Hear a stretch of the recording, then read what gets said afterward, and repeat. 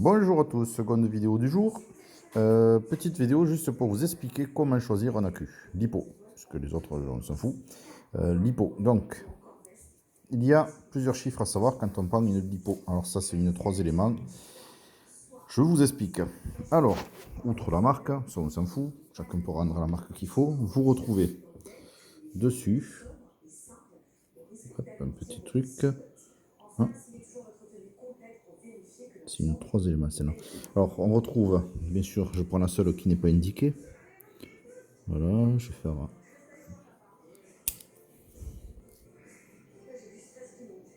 Voilà, donc vous avez sur chaque lipo, il va être indiqué le nombre d'éléments. Attendez, hop, j'essaie de faire une mise au point. Voilà, donc vous voyez 3 selles 11,1 volts. On peut avoir 2, 3, 4, 5, 6. On arrive aussi 7, 8, mais bon, peu importe. Donc 3 selles 11,1 volts. La première valeur à vérifier, ce sera le nombre d'éléments. Donc 3S, 1,1 volts. La tension est donc la première chose à regarder, parce que si vous prenez une tension trop élevée par rapport au variateur que vous allez utiliser, vous pouvez le cramer. Voilà. Par exemple, pour une voiture, on ne prendra jamais du 3S, on va prendre du 2S, et c'est 7,4 volts. Voilà, donc ça c'est ce qu'on prend de manière générique pour des voitures. Vous prenez du 1S, parce que ça existe aussi les accus 1S, ce sera trop faible. Vous prenez du 3S, vous allez le cramer. 4S, n'en parlons même pas. Il faut en fait, pour choisir la tension, en fonction de ce que le variateur, alors le variateur c'est ce qu'on appelle Escape, le contrôleur en fait, il faut regarder les données techniques du contrôleur. Voilà. C'est un contrôleur qui fait pour tourner en 2S, on prendra une lipo 2S. Ensuite, il y a d'autres chiffres sur ces lipos. Voilà, donc vous voyez, il y a 1800 sur celle-là. Donc 1800. Et là, on voit il y a 40C. Pour ceux qui ont vu la vidéo tout à l'heure sur les charges des accus, l'essai déjà devrait commencer à vous parler. Et en fait, ce sont les trois seules vraies valeurs qui nous intéresseront sur la lipo. Il y en a une troisième qui correspond à la charge, là c'est sur mon étiquette derrière, donc on n'en parlera pas sur ce coup-là. Alors, que faire avec tout ça? En fait, vous avez le nombre d'éléments, 1800 ce sera la capacité, et 40C ce sera le taux de décharge. Alors si vous avez bien suivi la vidéo tout à l'heure sur la charge des accus, ça correspond à capacité. C'est-à-dire qu'un accu 2S 7,4 volts 1800 mAh 40C sera capable de fournir 40 fois les milliampères-heure en puissance de décharge.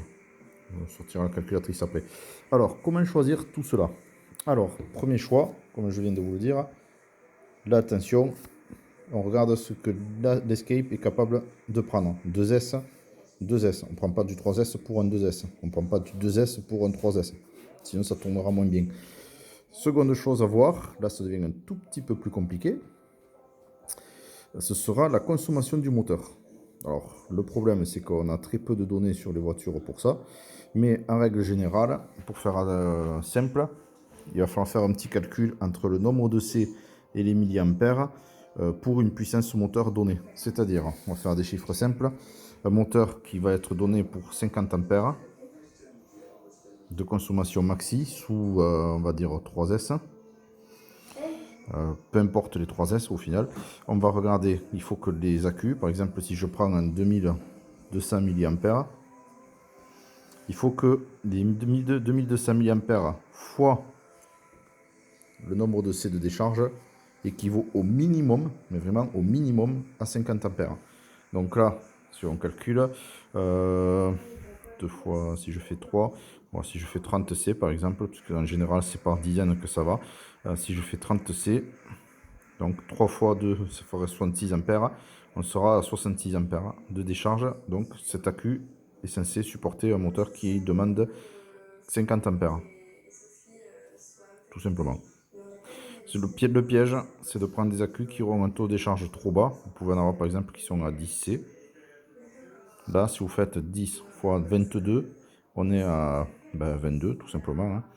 10 soit 2,2, puisque c'est des milliampères, donc là on va parler d'ampères, 2,2 ampères, ça va faire 22 ampères, et là on est à 50. Donc là, avec ce moteur-là, sur cet accu-là, en 10C, on va exploser l'accu en moins de temps, ce qu'il en faut pour dire. Enfin bref. Donc là, du coup, il faut tenir compte de ça. Sur les voitures, honnêtement, en crawler, les consommations sont tellement faibles que ça n'occupe pas du tout. Peu importe. C'est ce qu'on utilise le plus à la rigueur pour des modèles beaucoup plus puissants, comme des voitures sur brushless, ou des voitures pistes, ou des avions, des hélicos, tout ça. En bagnole, en crawler, ce qui va nous intéresser, c'est d'avoir le maximum de capacité possible pour tenir l'autonomie un maximum de temps. Voilà. Ce que vous pouvez faire, du coup, c'est vous baser sur la puissance du variateur. Un variateur Escape, par exemple, c'est Nico qui en a commandé en 30 ampères, il me semble. Donc 30 ampères, il faudra que la l'accu soit capable de fournir au moins 30 ampères. Voilà. Donc si on prend 20C pour un 1800 mAh, on va être à 36 ampères. 36 ampères, hop, ça passe juste, mais ça passe. Voilà. C'est juste pour dire. Donc si vous voyez par exemple un accu qui vous intéresse sur le site internet, il est à 2000, mais c'est un 10C. 2000 10C, ça fait 20 ampères. Un variateur 30 ampères risque de vous le cramer bien vite. Alors ce qui se passe dans ces cas-là, la décharge est trop importante pour ce type d'accu à ce niveau-là. Et ce qui se passe, c'est qu'il va gonfler parce qu'il fournit trop de puissance. Il fournit trop de puissance, il va gonfler, il va avoir une durée de vie très faible. Et ce qui peut se passer, c'est qu'il peut éclater ou prendre feu si on insiste trop ou si on y va trop fort dessus et qu'on ne fait pas attention. Il peut rentrer en surchauffe, il peut prendre feu ou se percer et claquer parce qu'il est monté trop en pression dedans. Donc c'est pour ça qu'il faut faire très attention à prendre ça. De règle générale en crawler, là par exemple je vais prendre le cas de mes petits accus. Alors je suis pas sûr qu'il y ait le nombre de C indiqué dessus.